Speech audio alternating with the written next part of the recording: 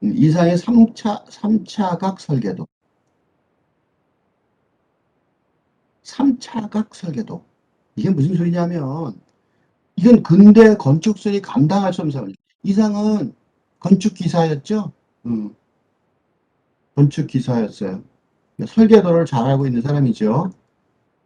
근대 문명의 기획에서 설계도라는 게 근대 문명이 오감도, 조감도, 오감도는 유명한 말도 조감도죠. 건축에서 나온 말이죠. 건축의 그 위에서 쳐다보는 전체적인 그 건물 전체를 그려내는, 공중에서 그려내는 게 조감도고, 그게 잘못됐다고 말하는 게 오감도죠. 조감도라는 단어, 오감도라는 단어가 조감도라는 단어의 오타 비슷한 거죠. 의도적 오타죠. 그죠? 다른 얘기지만 오감도라는 단어, 그러니까 건축을 했기 때문에 이런 이런 이미지를 사용하는 거예요. 여기서도 마찬가지로 설계도, 조감도, 설계도 이게 다 건축 전공한 데서 나온 거죠.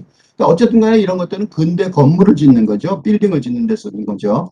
근데 3차원의 입체를 설계도라는 게 3차원이지만 3차원의 입체를 2차원의 평면에다가 도해한 결과물이죠.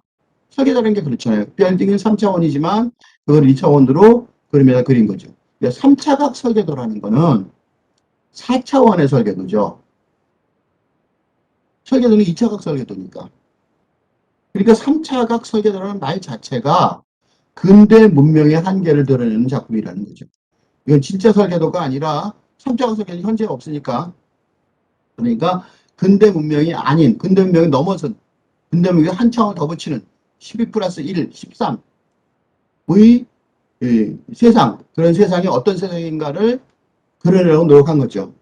그러니까 사실은 내가 이 거꾸로 보는 한국 문학사에서 말하려는 게 바로 이런 새로운 세상을 어떻게 읽어나갈 거냐인데 이상이 이미 시작을 했어요. 그러니까 왜 한국 문학사를 읽어야 되느냐? 우리 선배들이 있어요. 우리가 맨 땅에서 만들어내는 게 아니라 우리는 선배들이 이런 걸 해온 사람들이 있어요. 그 사람들이 근대 바로 시작점에서 우리가 해야 될 문제를 거의 100년 전쯤에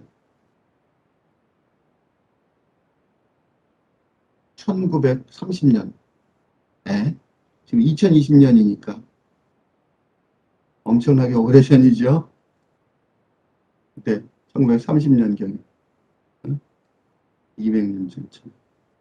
대단한 거예요. 이런 선배들이 있으니까 우리가 지금 선에 관한 각서 1의 첫 번째 부분에 배치된 거는 그러니까 선에 관한 각서라는 그 시를 보면 1에서 10까지 숫자가 쫙 배치되고 그 사이에 100개의 점이 쫙 정연하게 찍혔어요. 이건 뭐냐? 왜 각서냐? 십진법. 그 다음에 점에서, 선에서, 면에서 입체로 확대되는 유클리드 기하. 수학 시간에 배웠을 텐데 그런 것들이 바로 근대 문명사회의 기반이죠. 근대 문명은 이 두 개죠. 그러니까 선이 상징하는 근대 문명이죠. 그거에 대해서 깨달음의 각서.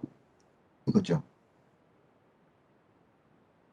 입체와 운동이, 그죠? 모더니티의 그러니까 입체와 운동이라는 게 바로 모더니즘, 그건데, 근대의 핵심적인 어떤 개념인데, 입체와 운동으로 알 수가 없다는 거죠. 근대 정신에서 알 수 없는 절망해버린 의식이니까 무엇이 됐는지 알 수가 없어요. 그러니까 가로를 닫혀 있어요. 이 가로가 쳐 있는 이유는 입체에 의한 절망, 뭐가 될지 모르겠던 거죠. 운동에 의한 절망, 근대에 대한 절망이죠, 전부. 이게 입체에 의한 절망, 운동에 의한 절망. 요건 근대에 대한 절망이에요. 근데 여기까지만 절망을 하면 모르겠는데 이상은 고맙게도 새로운 세대는 어떻게 만들어져야 될지 고민해주고 있어요. 우리를 위해 대신해서.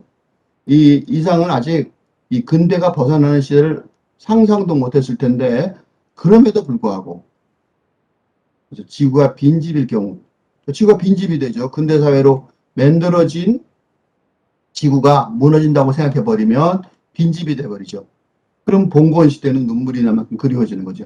봉건 시대는 이미 가버린 근대 시대인데 근대 시대의 지구가 빈집이 되니까 그나마 가버린 봉건 시대가 눈물이 날 만큼 그리워지죠. 이게 되게 재밌는 얘기인 게 지금도 가버린 봉건 시대를 눈물이 날 만큼 그리워하는 사람들이 많죠. 벌써 그걸 예측하고 있었어요. 그러니까 띄어쓰기 같은 게 근대 이성적 주체 문법 구문 법칙이죠. 여기 보세요. 띄어쓰기가 없죠? 그래서인지 이상은 종종 띄어쓰기를 무시해요. 그러니까 근대 문명을 본격적으로 접하게 된 이상이 근대 문명을 접해서 근대 문명을 이해하기도 힘들었는데 전근대적 봉건 시대에 대한 심정적 집착을 아직도 갖고 있어요. 그래서 자기는 이렇게 왜 봉건 적체들 못 벗어나는지 하고 고민하는 그런 내용들이 소설이 굉장히 많아요. 그러면서도 포스트 모던 시대로 어떻게 나가야 할지 짐작할 수도 없을 시대죠. 상상도 안 될 시대예요. 지금도 잘 이해가 안 되는데 그 당시는 어땠을 것 같아요. 그런데도近대의 기획에 온몸으로 반발하고 있어요. 이상한 시가 두드러지게 이상한 이유는 조선에 제대로 정착되지도 않은 모더니티에 반발하며 너무 웃기죠. 조선에 아직 중세 조선에서 근대가 오지않 근대성이 아직 시작도 안 됐는데 거기다 반발하면서 언제 올지도 모를 포스트 모더니티를 지향하고 있기 때문이에요. 이상이 반발하던 모더니티는 실체가 아니고 허상이었습니다. 지금 우리가 반발하는 모더니티 실체예요. 국가 뭐 그런 것들, 교육, 근대 교육 이런 거요. 실체죠. 근데 그때는 허상이었단 말이죠. 모더니티는 그야말로 몽상에 불과한 상황이었던 거죠. 근데 이런 상황에서 우리보다 더 정확하게 이런 일을 하고 있었던 거예요. 이상과 긴기름, 자랑스러운 역사예요.